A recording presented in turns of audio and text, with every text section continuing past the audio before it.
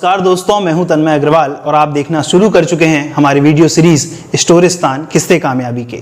आज हमारे साथ हैं रायपुर एसएसपी अजय यादव जी। नमस्कार सर, आपका बहुत स्वागत है हमारे कार्यक्रम में। Thank you. अपने दर्शकों को बताना चाहते हैं कि बस्तर पुत्र हैं, जो इलाका नक्सलियों का क्षेत्र माना जाता है, वहां से हैं सर। सर, अजय यादव की आईपीएस अजय यादव बनने तक की कहानी क्या है? जैसा आपने शुरू में ही कहा, मैं बस्तर को बिलोंग करता हूं। अभी वर्तमान में कोंडागांव अभी ज़िला बन गया है। मेरे फादर वहां सेटल हो गए हैं। He was a government officer. और बस्तर के डिफरेंट पार्ट से मेरी पढ़ाई हुई है। बस्तर में रहा हूं और दोरनापाल और बस्तर जो ब्लॉक है वहाँ, और फिर बीजापुर जो आज के डेट में डिस्ट्रिक्ट है, बीजापुर में। और उसके बाद ग्रेजुएशन मैंने धर्मपुरा कॉलेज जो जगदलपुर में है वहाँ से किया। एंड एमएससी फिजिक्स में रायपुर में किया हूँ, रायपुर यूनिवर्सिटी से। तो एमएससी के समय ही पहली बार रायपुर आया। अच्छा। उसके बाद तैयारी की, बिलासपुर से मैंने तैयारी की है और तृतीय प्रयास में मेरा पुलिस में हुआ है। इसके पहले फर्स्ट अटेम्प्ट में मुझे इंडियन डिफेंस अकाउंट्स मिल चुकी थी। अच्छा। उसके पश्चात नौकरी करते हुए मैंने तीसरे अटेम्प्ट में इधर पुलिस में। ओके सर, बस्तर को बहुत पिछड़ा हुआ इलाका आज भी माना जाता है जी। और आपको आईपीएस बने हुए भी एक लंबा वक्त बीत चुका है। जब आपने ये सोचा होगा कि मुझे आईपीएस बनना है, यूपीएससी क्रैक करना है, तब उस समय क्या माहौल था पढ़ाई का उस क्षेत्र में? देखिए, थोड़ी समस्या तो है, बिकॉज जो रूरल वाली बात जो आप कह रहे हैं, रूरल है, ट्राइबल एरिया है, एंड बेसिक फैसिलिटीज़ अगर आप देखेंगे, लाइक हम छत्तीसगढ़ बनने के पहले की अगर हम बात करेंगे तो एमपी का बहुत फार फ्लंग इलाका था। एमपी का बहुत पिछड़ा इलाका माना जाएगा। और जो बेसिक बहुत अच्छे स्कूल और कॉलेजेस उनका अभाव रहा है। बट देन आई वुड से कि लाइक जो लोग हैं वो मतलब मोटिवेशन लेवल तब भी लोगों में था। बट यस, सिविल सर्विसेज के नाम से जब हम तैयारी कर रहे थे, जब हम कॉलेज में थे या एमएससी करने जब मैं आया, तो थोड़ा डर था उधर के आदमी के मन में। बेसिक शुरू में ये विश्वास नहीं आ पाता है कि यार मतलब मैं सिविल सर्विसेज क्रैक कर सकता हूँ या नहीं कर सकता हूँ। सेल्फ कॉन्फिडेंस, हाँ, थोड़ा सा मतलब, क्योंकि ना एक्सपोजर नहीं मिलता है वहाँ पे, एक्सपोजर ना मिलने के कारण। बट आज के डेट में अगर आप बोलेंगे तो मैं बोलूँगा परिस्थितियाँ काफ़ी चेंज हुई हैं। जिस समय मैं सेलेक्ट हुआ था, मेरा पहला अटेम्प्ट में, जब मैं 2001 में, तब मैं अकेला था। 2004 में मैं अकेला था। लेकिन आने वाले समय में मैंने देखा है कि अब छत्तीसगढ़ से भी ओवरऑल हमारे जो यूथ हैं वो सेलेक्ट होने लगे हैं यूपीएससी में, जो कि बहुत खुशी की बात है। साथ ही साथ बस्तर से लोग सेलेक्ट हुए हैं, बस्तर से आईएएस भी बने हैं, आईपीएस भी बने हैं। That is very good thing. Sir, मुझे ऐसा लगता है बहुत सारी बातें निकल कर आएंगी। बस्तर आ गया है तो मैं नक्सल से जुड़े सवाल, गोलीबारी के सवाल सब पूछूंगा, लेकिन फिलहाल क्योंकि आईपीएस वाली और यूपीएससी की बात चल रही है, तो मेरे एक दिमाग में एक सवाल है कि यूपीएससी की तैयारी करने वाले जितने व्यक्तियों से मेरी आज तक मुलाकात हुई है, हर किसी की कोई रोचक कहानी है। जैसे कि एक मेरी आईएएस ऑफिसर से मुलाकात हुई, उन्होंने बताया कि इतना कमरा था कि हाथ भी चौड़ा करता था तो दीवार टकराती थी। तो आपकी क्या तैयारी का स्तर रहा है कि मतलब कितने बड़े कमरे में रहा करते थे, कितने घंटे पढ़ा करते थे? देखिए, यूपीएससी की तैयारी का, अब जैसे आपने जिक्र किया है, तो पढ़ाई तो करनी पड़ेगी, इसमें कोई दो मत नहीं है जी। Now the second thing is कि कैसे जगह रहते हैं। तो मुझे लगता है कि कमोबेश जो जिस अधिकारी का जिक्र कर रहे हैं, कमोबेश जो उन्होंने बताया है, हाथ की लंबाई एक हाथ बढ़ सकती है, एक हाथ घट सकती है, बट वो कमरा वैसा ही मिलता है। अच्छा। क्योंकि आपको बेसिकली किराए के कमरे में रहना पड़ता है, या हॉस्टल या कुछ उस तरह की सुविधाएं आप अपने जो संसाधन है, जो आपका बैकग्राउंड है, उसके हिसाब से करते हैं। मैं भी जब बिलासपुर में तैयारी कर रहा था तो एक छोटे मकान में रहते थे, मैं और मेरा रूम पार्टनर था, वो बाद में जुडिशियल सर्विसेज में गया है। और हम लोग वो एक कमरे का मकान था और उसमें हम लोग रह करके करते थे। तो मेरे ख्याल से स्थिति तो वही रहती है, बट उसमें ये होता है कि छोटा सा आपका एक ग्रुप बन जाता है, जो कुछ दोस्तों का ग्रुप होता है जिसमें आप तैयारी करते हैं। मुझे लगता है वो एक रिलेवेंट चीज है, जो उस समय भी मुझे लगता है कि एक अच्छे पढ़ने वाले यूथ का ग्रुप होना चाहिए, जो आपको पॉजिटिव फीडबैक देता है, जो आपकी पॉजिटिविटी को बनाए रखता है। तो आप मोटिवेट होते हैं और ज़्यादा पढ़ने के लिए। सिमिलरली आज भी ये चीज़ लागू होती है मेरे ख्याल से। जो भी लोग नए लोग जा रहे हैं, चूंकि यूपीएससी की बात है, जो तैयारी कर रहे हैं, मुझे लगता है they must have a very good group, positive group, जिसके साथ अपनी चीज़ें शेयर करें और स्टडी करें। सर, कईयों के मुँह से हमने ये भी सुना है 12 घंटे पढ़ते थे, 14 घंटे पढ़ते थे। आपका पढ़ने का क्या समय हुआ करता था उस जमाने में? पढ़ाई के लिए घंटे मैटर नहीं करते हैं, बट मुझे अभी भी ये लगता है कि 10 घंटे, 8 से 10 घंटे तो जरूरत पड़ जाती है, क्योंकि सिलेबस ही इतना है, चीज़ें इतनी हैं कि आप 8 घंटे से कम में समेट नहीं सकते। तो मुझे लगता है कि नंबर ऑफ आवर्स तो मैं नहीं बोलूंगा, डिपेंड करता है 8 घंटे से लेकर के 14 घंटे तक कितना आप पढ़ सकते हैं, आपकी क्षमता है। पर मुझे लगता है कि मिनिमम 8 घंटे की पढ़ाई तो किसी ना किसी हालत में हमारे यहाँ यूपीएससी की तैयारी करने वालों को या स्टेट पीएससी की भी कर रहे हैं, उतने की जरूरत पड़ जाती है। बट अगेन ये डिपेंड करता है कि आपकी मेमोरी पावर कितनी है, आपकी अंडरस्टैंडिंग कितनी है, आपकी समझ कितनी है, आपकी एनालिसिस करने की क्षमता कितनी है। तो मेरे ख्याल से नंबर ऑफ आवर्स उसके हिसाब से वेरी करें। तैयारी के दौरान का कोई रोचक किस्सा जो आज भी आप अपने दोस्तों के साथ शेयर करते हो?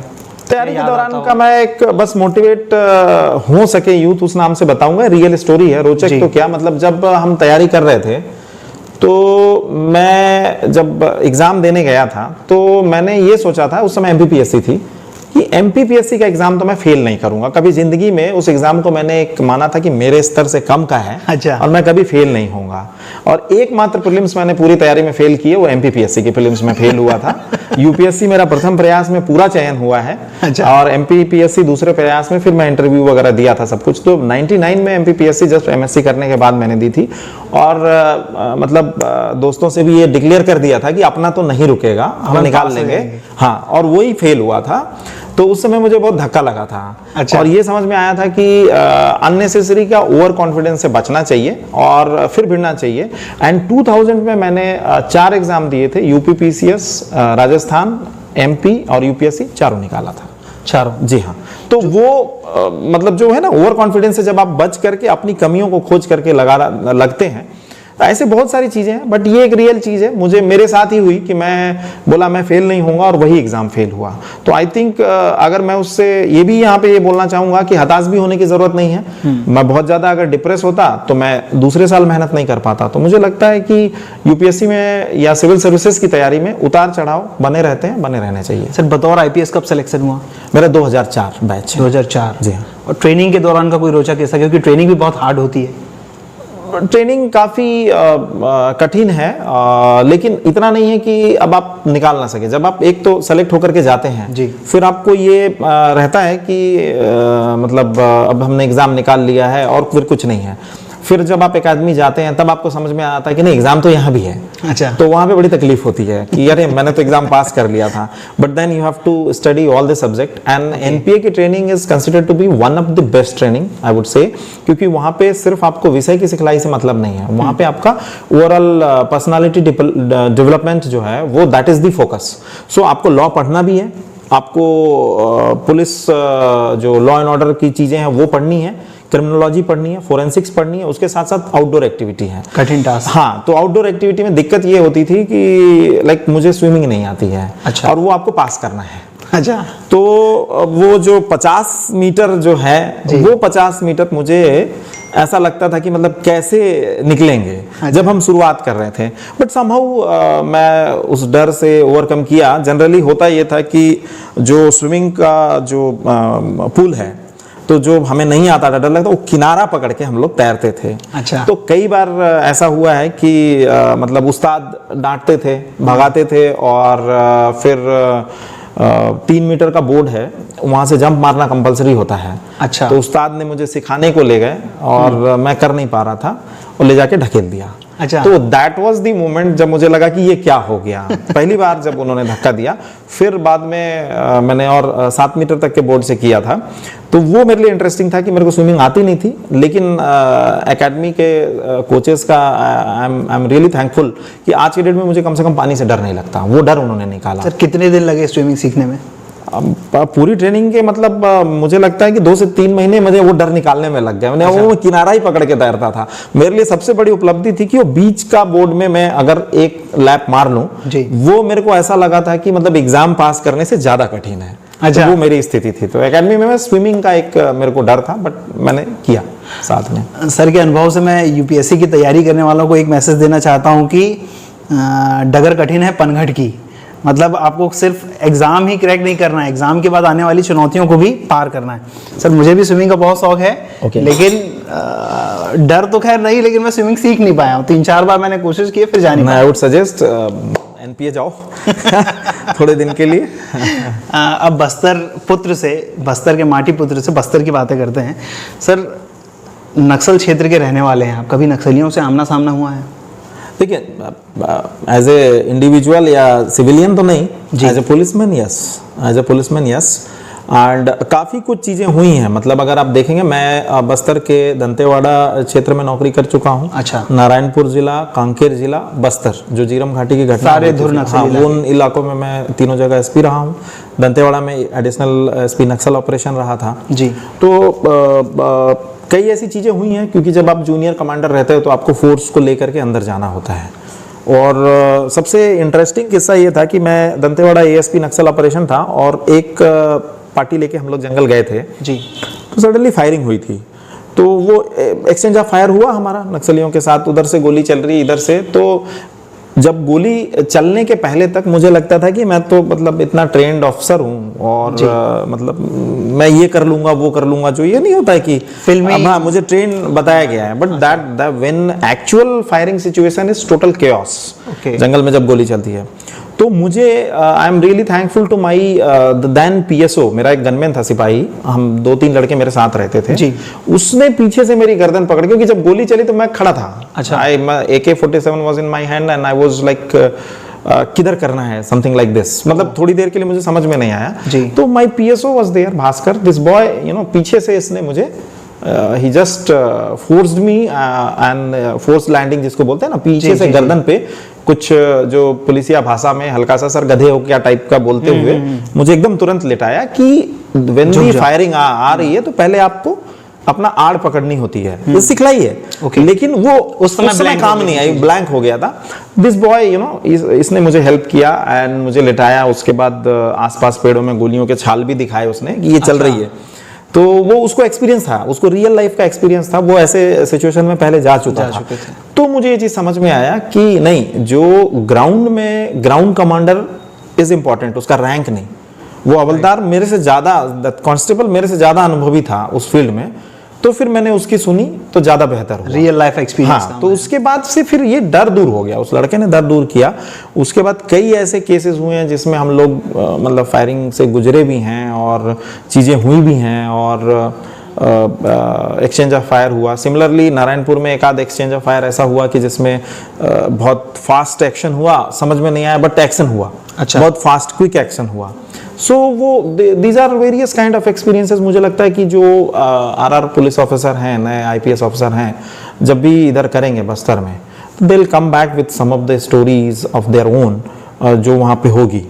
बट ये फील्ड का है। बट उसके अलावा जैसे जो इंटरेक्शन अगर आप बोल रहे थे, जो जिनको हम लोग पकड़ते थे या सरेंडर करते थे जी, उनके साथ काफ़ी कुछ चीज़ें जानने को मिला है और फाइनली ये समझ में आया कि किस लेवल पे उनका ब्रेन वॉश कर दिया गया है। तो these are the things which मतलब प्रोफेशनल जिसको बोलेंगे आउटकम वो हैं। उससे ज्ञान भी बढ़ा, उनके साथ काम भी करने का मजा आया। एंड कुछ नक्सलियों को जिनको हम लोगों ने रिहेबिलिटेट कराया तो वो आज भी हमारे टच में है और उनसे जानकारियाँ मिलती रहती हैं। सर, नक्सलियों को मुख्य धारा से जोड़ने की भी कोशिश होती है, तो अब तक क्या आपके साथ हुआ है कि आपने किसी को सरेंडर करवाया हो, किसी नक्सली को, और अब वो बहुत अच्छी जिंदगी, एक आम इंसान? हाँ बिल्कुल है। मैं सिर्फ मैं नहीं, मैं बोलूँगा पुलिस डिपार्टमेंट का हर अफसर जो वहाँ जा रहा है, नक्सल जिले में एसपी है, उसने इस तरीके का काम किया होगा।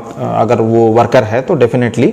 जगदलपुर में मेरे समय के कुछ लोग हैं, नारायणपुर में है, कांकेर जिले में है और वो अपना कर रहे हैं काम। कुछ ऐसे लड़के हैं जो पुलिस में भर्ती हो गए हैं, so they are now policeman, they are working. And बाद में भी ऐसा हुआ है, तो बहुत सारे एग्जांपल्स हैं। Once they leave their thing, मतलब नक्सल का आइडियोलॉजी जब छोड़ते हैं और मुख्य धारा ज्वाइन करते हैं, तब फिर बेसिक प्रॉब्लम क्या है, बस्तर का आदमी बहुत सीधा है, ट्राइबल बहुत सीधा है और यू नो जिसको कहना चाहिए सीधा सरल है। उसके दिमाग में उस तरीके का एनालिसिस नहीं है। सो उन्हें कुछ पता नहीं है। बेसिकली उन्हें नक्सलिज्म पता है, नक्सलियों ने अपनी फोर्स्ड आइडियोलॉजी उनके ऊपर डाल दी है और यू नो ब्रेन वॉश किया हुआ है, तो उन्हें दूसरी चीज दिखती नहीं है। गन पावर के साथ ये लोग दिखे जंगल में और इन्होंने जो अत्याचार किए हैं उसका विरोध करने वाला कोई नहीं, तो उन्हें लगता है अधिकार सत्ता इनके पास है। बट जब वो मुख्य धारा में आते हैं और प्रशासन से जुड़ते हैं, पुलिस से जुड़ते हैं, तो वो लोग जब यहाँ जुड़ते हैं, जब काम करते हैं और एक्चुअल में अधिकारियों से मिलते हैं और फीलिंग को जानते हैं कि क्या रख रहे हैं, या पॉलिटिकल रिप्रेजेंटेटिव से भी कि विकास के लिए ये लोग कितने ज़्यादा प्रयासरत हैं या प्रयास करना चाह रहे हैं, तब उनको समझ में आता है कि नहीं साहब, हम तो वहाँ ठगे जा रहे थे, हमें कुछ पता नहीं था।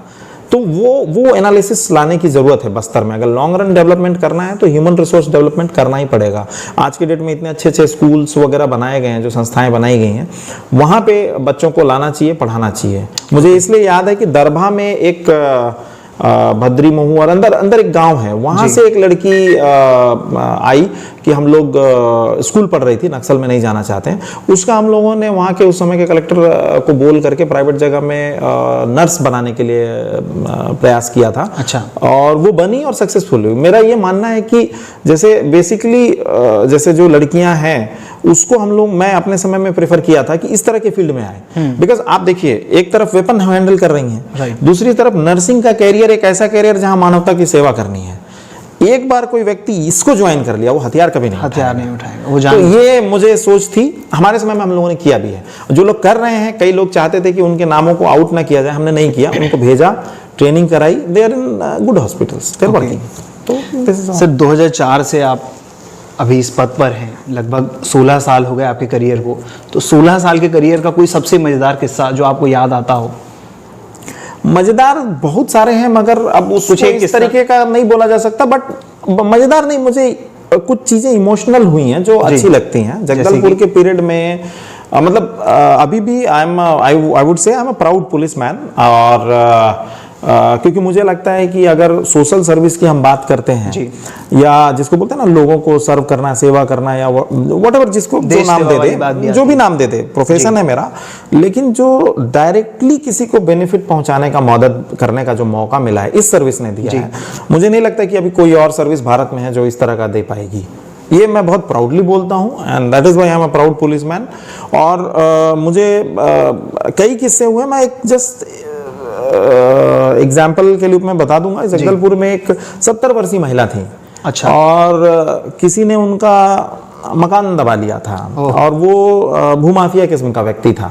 नाम पे हम नहीं जाते जी। और ये महिला बहुत बुजुर्ग थी, कहीं से इन्होंने प्रयास किया होगा और पुलिस से कुछ मदद नहीं हुई थी, और समहाउ उनको किसी ने मेरा रेफरेंस दिया।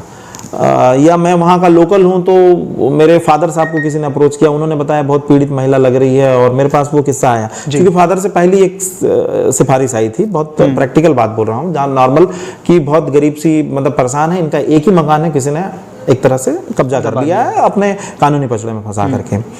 तो उसमें पुलिस की मदद हम लोगों ने की और केस रजिस्टर किया, और फिर कलेक्टर को अप्रोच किया, लीगल तरीके से उसको खाली करवा करके, और वो मकान उनको मदद हुई। मतलब उनका पूरा जेन्युइन हक था। वो एक मतलब रिटायर्ड कर्मचारी की पत्नी थी, विधवा थी, और उन्होंने किया।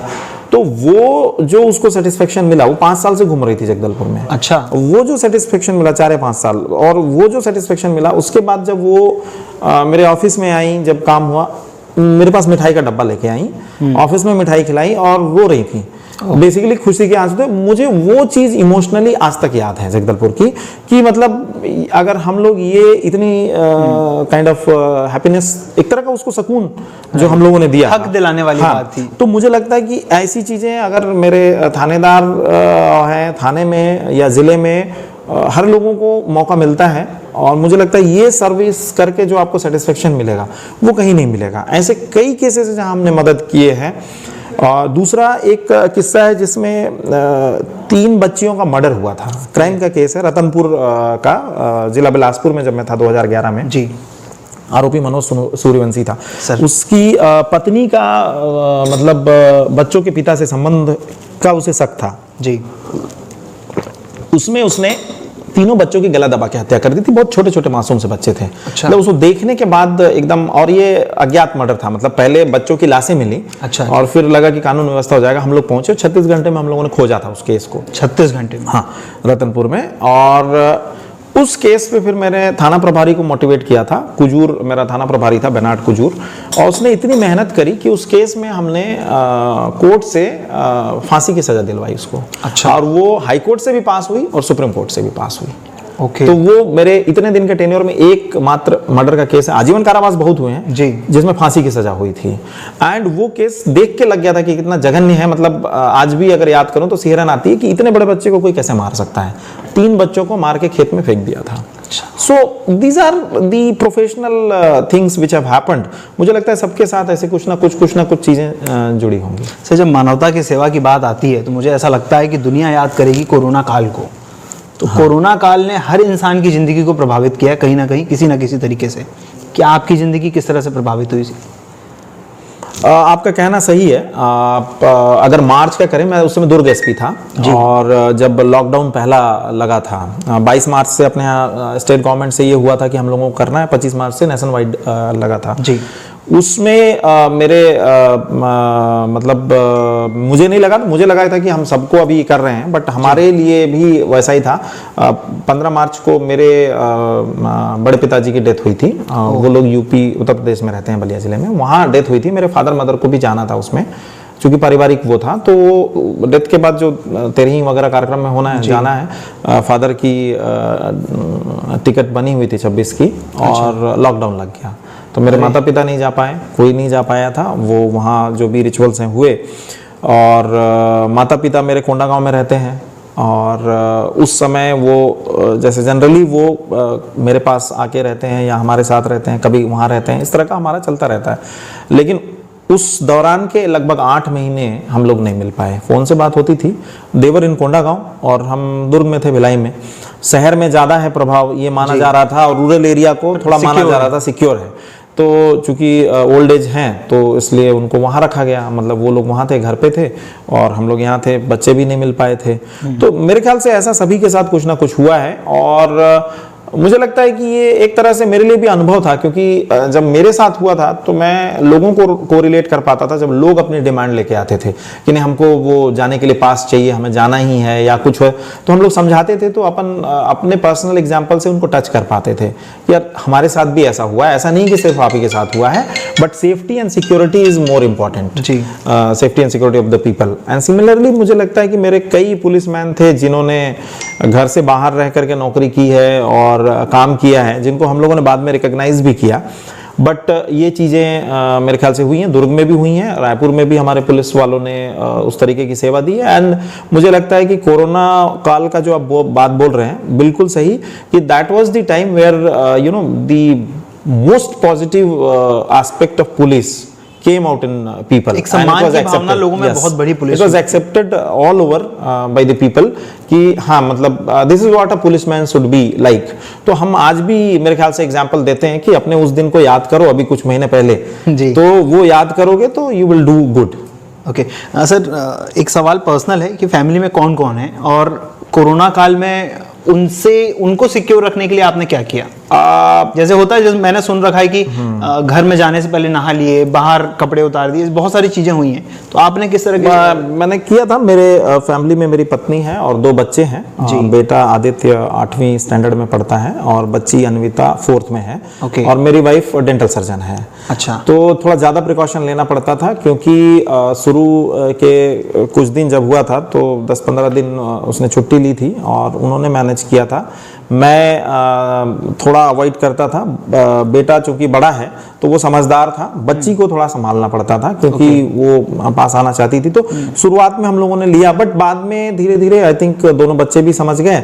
और चूंकि मेरी पत्नी हेल्थ डिपार्टमेंट से जुड़ी हुई है तो वो भी मतलब हमारे यहाँ डबल रिस्क था। वो अपने काम से आती थी, हॉस्पिटल उधर के काम करके, तो उसे भी प्रिकॉशन लेना पड़ता था, मुझे भी लेना पड़ता था। But then with the examples of others हम लोगों ने उसको मैनेज किया। ओके सर, आपके फ़ोन की अभी घंटी बजी तो मुझे ध्यान आया, ये सवाल मैं अक्सर पूछता हूँ पुलिस ऑफिसर से कि क्या आपको भी थ्रेट कॉल्स वगैरह आते हैं? नहीं, ऐसा थ्रेट कॉल तो नहीं है, लेकिन कई बार जिसको कहना चाहिए कि अननेसेसरी कॉल्स आ जाते हैं, जैसे शिकायत का संबंध नहीं है या कहीं और का है। कई बार मालूम नहीं रहता है, कई बार आदमी परेशान रहता है, तो वो कुछ कई बार आकर के मतलब जिसको बोलते हैं ना कि अमर्यादित ढंग से बात करने वाली बातें वो होती हैं। मुझे लगता है वो कई बार कोई कहीं की पुलिस से फ्रस्ट्रेटेड होकर के वो हमारे पे गुस्सा उतारना चाहता है कि सर आपकी पुलिस ऐसा नहीं कर रही है। अच्छा। तो something like this is happened. Threat call as such उस तरीके से तो नहीं आए, बट यस अनवांटेड कॉल्स आते हैं। पॉलिटिशियंस की धमकी देने वाले? धमकी के नहीं आते हैं। देखिए, कॉल तो आप अगर हैं सिविल सर्विसेज में आएंगे तो हर क्वार्टर से आएंगे, और पुलिस की सर्विसेज में कॉल्स आना लाजमी है। और रात में भी आएंगे तो आपको उठाना पड़ेगा अगर आप जिले में नौकरी कर रहे हैं। सर 50 लाख की लॉटरी जीत गए, 1 करोड़ की लॉटरी जीत गए, इस तरह के कोई मैसेजेस? हाँ, वो आए हैं, वो आते हैं, वो हम लोग को भी ठगने की कोशिश करते हैं। अच्छा। और हम लोग उनको नोट करते हैं, साइबर सेल में देते हैं और बताते हैं। ऐसा कोई जो आपको, जिसने मतलब होता ना कि चूहा जो है बिल्ली के घेरे में आ गया, तो ऐसा कोई आदमी जो आप ही के घेरे में अपने आप आके फंसा हो? नहीं, मैंने कॉल्स देते हैं। अब चूंकि हम लोग जान रहे हैं, इस चीज को डील करते हैं, तो वी डोंट एंटरटेन। अदरवाइज अब इतना समय नहीं होता है ना कि आप उनसे आप उतनी देर बात करें। वो तो कॉल के उससे समझ में आ जाता है कि ठगी करने वाले गिरोह का कॉल है।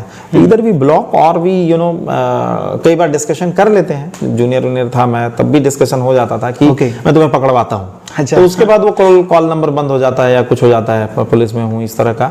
तो वो मूड एंड समय पे डिपेंड करता है कि for time then you can entertain that call. Otherwise generally आप शुरू में ही कट करते हो and then you pass it on to your cyber cell. Mostly मेरे पास जितने आए वो झारखंड और उधर के ही निकलते हैं नंबर, वेस्ट बंगाल, झारखंड, और यहाँ से हम लोगों ने पकड़ा भी है कुछ लोगों को। सर, रायपुर में क्राइम को कम करने के लिए या सोशल पुलिसिंग को बढ़ावा देने के लिए अभी क्या स्टेप उठा रहे हैं आप? देखिए, दो चीजें हैं। मुझे ये लगता है कि एक तो बेसिक पुलिसिंग जो आपकी है जी, उसमें किसी तरह का कंप्रोमाइज नहीं होना चाहिए। बेसिक पुलिसिंग जो है वो है कि prevention and detection of crime. सबसे पहला कि आप अपराध को रोक सकें, उसके लिए जो आपके थाने के रूटीन गश्त, पेट्रोलिंग, बदमाशों की चेक, बदमाशों के ऊपर कार्रवाई, गुंडे के ऊपर कार्रवाई, ये चीजें आती हैं। और दूसरी होती है कि अगर कोई घटना हुई है उस घटना को तत्काल हम सॉल्व करें और रोकें ताकि घटना दोबारा ना हो। दोनों में अभी मेरे को लग रहा है कि अभी काफ़ी अच्छा हम लोगों ने काम किया है। जो भी गंभीर अपराध रहे हैं विगत वर्ष के, कोई भी ऐसा अपराध नहीं है जिसको रायपुर पुलिस ने अभी सॉल्व नहीं किया है, चाहे वो मर्डर हो, हत्या का प्रयास हो, इस तरह के जो भी गंभीर अपराध होते हैं। और प्रिवेंटिव पुलिसिंग की दिशा में अगर देखेंगे तो जो जुआ, सट्टा, सामाजिक जो बुराइयां हैं, प्लस जो नशे के ऊपर हम लोग कार्रवाई जो बढ़ाए हैं, वो उसको अप्रिशिएट किया गया है। और आई थिंक इस साल भी हमारी जारी रहेगी। मैं पर्सनली उसके मॉनिटर कर रहा हूँ कि हम लोगों को गांजा और जो सिंथेटिक ड्रग्स हैं उनके खिलाफ कार्रवाई करनी है। सोशल पुलिसिंग में अगर अपन देखेंगे तो उसी को, अब कुछ कार्रवाइयाँ ऐसी हैं जो जिसको आप जो सामाजिक बुराइयाँ वगैरह बंद करनी है, इसमें समाज का सहयोग चाहिए। तो उसमें हम लोगों ने अभी कुछ 2-3 स्टेप उठाए हैं। साइबर ठगी से बचाने के लिए साइबर मितान एक कार्यक्रम चला रहे हैं, जिसमें हमारी 2 गाड़ियां हैं। अच्छा। एरियाज में जा रही हैं, विभिन्न बस्तियों में जाएंगी, उनको जागरूक करेंगी। उसके साथ साथ ट्रैफिक में लोगों को जागरूकता करने के लिए अभी ई चालान की कार्रवाई तो की जा रही है, पर एक ट्रैफिक यातायात मितान भी बना रहे हैं कि जो व्यक्ति अपना बिना देखे नियमों का पालन कर रहा है, लाइक हमारे पास सीसीटीवी कैमरे लगे हैं, हम उसी गाड़ी को 4-5 लोकेशन से स्पॉट करते हैं। जैसे रूटीन चलने वाली गाड़ियां हैं, वो कोई ऑफिस जा रहा है, कोई कहीं जा रहा है, तो हम गाड़ी नंबर रैंडम डाल करके बाइक नंबर को, उसको 5 लोकेशंस, 6 लोकेशंस हमारी हैं। अच्छा। Over a period of time, like 15 से 30 दिन हम मॉनिटर करते हैं कि ये आदमी अपने आप ट्रैफिक नियमों का पालन कर रहा है कि नहीं। ओके। अगर वो कर रहा है तो उसको एक सर्टिफिकेट और एक मग, वो हमने एक शुरू किया हुआ है। वो ट्रैफिक मितान, हमारी ट्रैफिक की टीम जाती है उसके घर, उसको बताती है कि आपने स्वयं प्रेरित होकर कर रहे हैं, आप दूसरे को भी प्रेरित करें।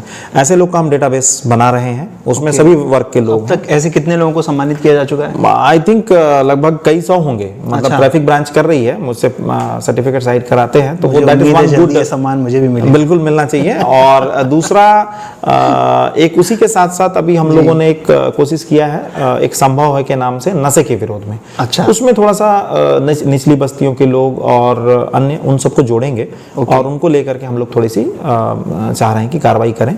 और महिला सुरक्षा के लिए एक सी स्क्वाड इस साल, SHE सी स्क्वाड हम बनाना चाह रहे हैं, जिसमें हमारी महिलाएं रहेंगी। ईव टीजिंग, छेड़छाड़ और जो इस तरह के लोकेशन है, आज के डेट में बूढ़ा पारा, बहुत जो बूढ़ा तालाब है, बड़ा सेंटर है, तेलीबांधा का तालाब है, ऐसी जगहों पे लोग आ रहे हैं, तो वहां पे हम निगाह रख सकें और कार्रवाई कर सकें। इस तरह से कुछ चीजें सोची हैं, समय के साथ कुछ और चीजें करेंगे। टेक्निकली कितनी अपडेट हो चुकी है, क्योंकि टेक्नोलॉजी बहुत तेजी से बढ़ रही है, तो टेक्निकली अभी किस लेवल पर है हमारी पुलिस? ये अपडेशन जो है कंटिन्यूअस प्रोसेस है। ओके। और आज के डेट में अगर बोलेंगे तो आज की पुलिस वो नहीं है जो 10 साल पहले थी। डेफिनेटली बहुत चेंजेस आए हैं। CCTNS सबसे बड़ा योगदान है। उसमें अभी भी डेटा अपडेशन चल रहा है, मतलब काफ़ी कुछ हो चुका है, FIR से लेकर के सारा कुछ। और उसके साथ साथ अगर आप देखेंगे तो जो थाने का रोजनामचा जिसको बोलते हैं, जनरल डायरी जी, वो भी हम लोग CCTNS पे शिफ्ट कर रहे हैं ऑनलाइन। तो उससे क्या होता है कि अब आपके हाथ में नहीं रह जाएगा डिस्क्रिप्शन कि आपने बाद में कुछ एंट्री डाल दी, वो कंटिन्यूअस चलेगी, ट्रांसपेरेंसी आएगी। और उसके साथ साथ हमारे जो रूटीन मॉनिटरिंग सिस्टम है, DSR के सिस्टम है, वो हम लोगों ने ऑनलाइन किया हुआ है। अभी ये है कि करना अभी बहुत कुछ है, लेकिन पुलिस के कई चीज़ें ऐसी हैं जो बिना फिजिकल इंटरफेस, पर्सनल इंटरफेस के नहीं हो सकती। अच्छा। कि मतलब आपको अब घटना हुई है तो आपको पहुंचना है और कार्रवाई करनी है, बट देन उस कार्रवाई में सहयोग करने वाले जैसे FSL हो गई और जो डॉग स्क्वाड हो गया, ये सारी चीज़ें जब अपडेट होती हैं तो बहुत हाथ मजबूत होता है। तो वो चीज़ें अभी हुई हैं। FSL को ऑटोमेटेड किया जा रहा है, उनके पास गाड़ियां हैं। FSL की जो मोबाइल यूनिट्स हैं वो बन रही हैं, तो वो घटनास्थल पर तुरंत पहुंचती हैं। उसके साथ साथ जो अभी जो मुझे अब आवश्यकता दिख रही है वो है थाने में जो निचले स्तर का हमारा जो विवेचक है, दैट इज हवलदार और ASI, उसको थोड़ा सा कंप्यूटर फ्रेंडली बनाना है। वो अभी पूरी तरह से नहीं बना है। वो कंप्यूटर फ्रेंडली बनेगा थोड़ा सा, क्योंकि साइबर जो अपराध बढ़ रहे हैं ना, तो उसको तो उसी लेवल पे डील करना है, छोटे अपराधों को। तो अभी वो पूरी तरह से फ्रेंडली नहीं हुए हैं, तो उनको करना अभी मेरी प्रायोरिटी है। ओके सर, आपने मोबाइल यूनिट का जिक्र किया तो मुझे मोबाइल से रिलेटेड एक क्वेश्चन याद आया। ये लाख लोगों का क्वेश्चन होगा, इसलिए मैं आपसे जानना चाहता हूँ इसका जवाब। अक्सर लोगों का मोबाइल गुम जाता है। हाँ, अब मोबाइल गुम जाता है तो वो मिलेगा, आमतौर पे ये लोग मान लेते हैं कि वो नहीं मिलेगा, नया भी खरीद लेते हैं, पुलिस में कंप्लेंट लिखा लेते हैं, वो भी सिम कार्ड के लिए लिखाते हैं आमतौर पे। अब कई लोग वो भी नहीं करते हैं, डायरेक्ट अभी कहीं अप्रोच होती है तो सिम ले लेते हैं। मोबाइल मिलेगा कैसे सर? और भारत में कब चोरी के मोबाइल मिलने लगेंगे? नहीं, चोरी देखिए, चोरी गया तो कब मिल चोरी सकता है और मुझे? गुम होना नहीं, चोरी और गुम होना दोनों दो अलग अलग चीज जी। मोबाइल चोरी इज अ क्राइम, राइट। तो मोबाइल चोरी पे सीधा सीधा 379 की FIR होगी। अच्छा। और FIR करके हमने बहुत से केसेस सॉल्व भी किए हैं। अच्छा, तो ऐसा नहीं है कि नहीं हुआ। मतलब इसी रायपुर जिले में हाँ, मोबाइल चोरी वाले बिल्कुल मिल रहे हैं। ओके। मोबाइल गुम वाले में थोड़ी सी समस्या है, क्योंकि गुम मोबाइल में क्या होता है, थाने में अपराध रजिस्टर नहीं होता है। अच्छा। वो एक रजिस्टर होता है, उसमें वो लोग एंट्री करते हैं।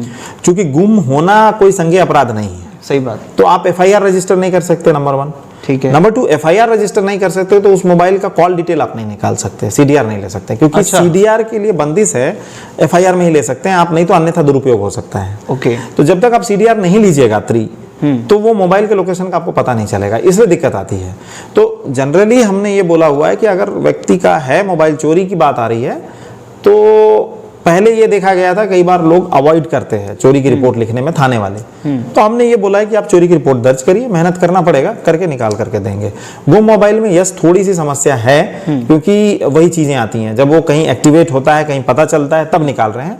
Otherwise there are certain apps, अभी कई ऐप आ गए हैं, उस पे अगर आप रजिस्टर करते हैं, वो हमारे पुलिस वाले उसके माध्यम से दे रहे हैं। जो गुम मोबाइल है वो उसके माध्यम से हम लोग निकाल करके तो जहां भी जिसका भी अगर मोबाइल गुम हो रहा है, चोरी हो रहा है, नजदीकी थाने में कंप्लेंट कर सकते हैं। कंप्लेंट तो देना चाहिए, चोरी में तो कोई प्रॉब्लम नहीं है। ओके। गुम में भी मेरे ख्याल से सूचना देनी चाहिए, उसको छुपाना नहीं चाहिए, क्योंकि वो मोबाइल कहीं और मिसयूज दुरुपयोग हो सकता है उसका। इसलिए तो दोस्तों एक अच्छी खबर है, अगर आपका मोबाइल चोरी हो जाए तो ये नहीं सोचना है कि सिम लेने जाके आप नजदीकी थाने में जाके रिपोर्ट लिखाइए। हो सकता है पुलिस पूरी कोशिश करेगी कि आपका मोबाइल मिल जाए। ये असल में सर मेरे पास 100 से ज़्यादा लोग मुझे मिले होंगे कि मोबाइल गुम गया, चोरी हो गया, इस तरह की चीज़ें होते रहती हैं। निकाल रहे हैं रेट, उसमें सक्सेस रेट बढ़ाने की जरूरत है। प्रॉब्लम क्या है, कई बार मोबाइल चोरी हो गया या गुम हो गया जी, फिर वो बंद पड़ा है। सही बात। तो you can not track it till it is switched on. कोई ना कोई यूज करेगा, कुछ होगा, तभी आप वहां पे। सर मैं उपलब्धियों पर आता हूँ, आप पर्सनली अपने जिंदगी की प्राउड मोमेंट क्या मानते हैं, उपलब्धि क्या मानते हैं? कई है, मतलब एज सच, जैसे अगर आप सिलेक्शन से शुरू करें, नौकरी में आने की इच्छा थी जी, वहाँ पे मुझे जॉब मिला। ओके। एंड प्रोफेशनल सेटिस्फेक्शन चाहिए था, तो प्रोफेशनल सेटिस्फेक्शन मिला टू सर्व द पीपल, एक अच्छे से जहाँ पे काम किया। और जहाँ पे भी एकदम डिस्ट्रेस्ड में जो आदमी था उसकी मदद करी, और वहाँ पे वो उसका जो काइंड ऑफ खुश चेहरा देख करके, हाँ वो मिला है। फिर नारायणपुर में ऐसे ही एक नक्सल एक्सचेंज ऑफ फायर हुआ था, उसमें पुलिस मेडल फॉर गैलेंट्री भी मुझे मिली। अच्छा। तो दैट वे यस, मुझे लगता है कि ठीक है, पर्याप्त हुआ है। समय समय पे हम लोगों ने जो जिसको कहना चाहिए पुलिस को और प्रोफेशनल बनाने की दिशा में, आगे बढ़ाने की दिशा में काम किया है। तो जहाँ पे भी वो चीज़ में हम लोग सक्सेसफुल हुए हैं वहाँ पे मुझे प्रोफेशनल कोई सपना जो पूरा करना बाकी हो अभी भी है कि पुलिस से जो लेवल ऑफ सेटिस्फेक्शन है वो कैसे बढ़ाए, वो एक बहुत कठिन काम है। एंड आई थिंक जब भी बड़ी जिम्मेदारी जितनी मिलती जाएगी जिले से ऊपर, वहाँ पे हम लोग और करने का कोशिश करेंगे। वो अगर उसमें कुछ परसेंटेज सुधार होता है कि जिसको बोलता है ना कि हमारा क्लाइंटेल तो आम पब्लिक है, सही बात, वो क्लाइंटेल अगर खुश है तभी आप प्रोफेशनल ऑर्गेनाइजेशन के रूप में संतुष्ट हैं। तो वो उसको कैसे बढ़ाया जाए, प्लस दूसरा जो हमारी फोर्स में अपना इंटरनल डिसिप्लिन एंड फोर्स के लिए और ज़्यादा वेलफेयर वो कैसे हो सके, ये दो मेरी प्रायोरिटीज है। सर मैं पर्सनल क्वेश्चन आमतौर पर नहीं कर रहा हूँ हमारी बातचीत के अनुसार, लेकिन फिर भी जैसे मेरा एक सपना है कि मैं पूरा वर्ल्ड टूर पे निकलूँ, घूम के आऊँ पूरी दुनिया, तो पर्सनली सपना अगर आप शेयर करना चाहें कि क्या सपना है पर्सनली? ट्रेवल टूरिज्म तो इजी नॉर्मल है। अभी ये है कि मैं एक्चुअली किताबें पढ़ने का शौकीन रहा हूँ। अच्छा। जिले में रहते हुए नहीं हो पा रहा है। अभी ऐसा लगता है कि लेजर में कभी 2-3 दिन मिले तो कुछ 3 दिन में एक किताब खत्म करें। अब बहुत सारी किताबें हैं, there is lot of books which I want to read, और वो हो नहीं पाई हैं। तो ये एक है कि एक लेजर टाइम मिले जिसमें मैं किताबें आराम से पढ़ सकूं। सर मैं किताबों का नाम भी जानना चाहूंगा क्योंकि बहुत सारे मैं फिक्शनल नॉवेल नहीं पढ़ता, मुझे बायोग्राफी पसंद है, कुछ जो ट्रेवलॉग्स हैं वो पसंद है, उस तरह की चीज़ें पढ़ते हैं। हिस्ट्री से रिलेटेड जो किताबें हैं या एंशियन हिस्ट्री की है, इंडियन की है, उसके अलावा थोड़ी बहुत जो इंडियन जो एंशियंट है जैसे गीता है या वेद हैं, उस पे जो विभिन्न प्रकार के एनालिसिस आते हैं वो पढ़ना अच्छा लगता है, तो उसको हम लोग पढ़ते हैं। घर में लाइब्रेरी वगैरह बनाई है आपने कुछ, या मतलब? हाँ, कुछ बुक्स हैं मेरे पास, कुछ बुक्स। ओके, बिल्कुल। सर एक सवाल और, आप जवाब देना नहीं आपके ऊपर, कमजोरी क्या है, 2 कमजोरी आपके हिसाब से जो आप दूर करना चाहते हो? अब वैसा कभी एनालाइज तो नहीं किया है, बट मुझे लगता है कि थोड़ा सा मुझे समय के साथ जिसको कहना चाहिए आप एग्रेसिवनेस कह लीजिए, या सर्विस में गुस्सा होने की हम लोग को आदत आ जाती है, बॉसिज्म आ जाता है ना दिमाग में, तो शायद मुझे भी आ जाता है, होगा, मुझे ऐसा लगता है। तो वो मुझे लगता है कि एक मेरी कमजोरी है। और दूसरा मुझे याद करना पड़ेगा कि किस तरीके से मैं उसको बताऊं, मुझे नहीं आइडिया है। मुझे ऐसा लगता है कि I been told by my people, लोगों से, कि I am very straightforward. Okay. तो आई डोंट नो इसको कमजोरी बोलूं या स्ट्रेंथ बोलूं। मैं स्ट्रेंथ मानता हूं, लोग कमजोरी मानते हैं। अच्छा। तो डिसाइड करेंगे समय के साथ। सर 2 ताकत, सबसे बड़ी ताकत आपके हिसाब से आपकी?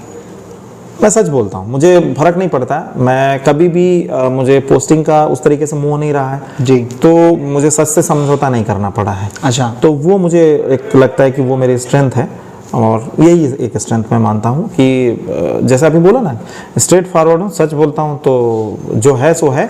और दूसरा, मैं अभी तक मुझे ऐसा लगता है कि मैंने अपना ग्राउंड नहीं छोड़ा है। मेरे तैयारी के दिनों के दोस्त आज भी मेरे दोस्त हैं, वो आज भी मेरे साथ मिलते हैं जब हम बेरोजगार थे। अच्छा। उनके साथ अलग दोस्ती है, कोई अच्छी जगह है, कोई कम अच्छी जगह है, लेकिन व्यक्तिगत रिलेशन मेरे आज भी वही हैं। तो मुझे लगता है कि मैं वो जो पर्सनल रिलेशन जो मेरा है वो मैंने मेंटेन रखा है। इस सर्विस में आने के बाद मुझे लगता है मेरे लिए बहुत पॉजिटिव, मैं पॉजिटिव फील करता हूँ उनसे जुड़कर। ओके सर, बहुत शुक्रिया आपका, आपने पूरी जर्नी हमसे शेयर की, और कोशिश करेंगे आगे भी अगर कुछ सवाल रह गए हो तो आपसे मुलाकात कर सकें। Definitely, thank you Tanmay. Most welcome sir. दोस्तों अभी आप सुन रहे थे अजय यादव जी की कहानी। उम्मीद करते हैं कि उनकी पूरी कहानी आपको पसंद आएगी। अगर आपको उनका वीडियो अच्छा लगता है तो प्लीज़ इसे लाइक करें, शेयर करें, कमेंट करें, हमारे चैनल को सब्सक्राइब करें। और अगर आप अजय जी से कोई सवाल पूछना चाहते हो तो कमेंट बॉक्स में हमें सवाल भी लिखकर भेजिए। हम कोशिश करेंगे कि आने वाले समय में एक बार और इंटरव्यू करें और आपके सवालों का जवाब दे सकें। नमस्कार, थैंक यू।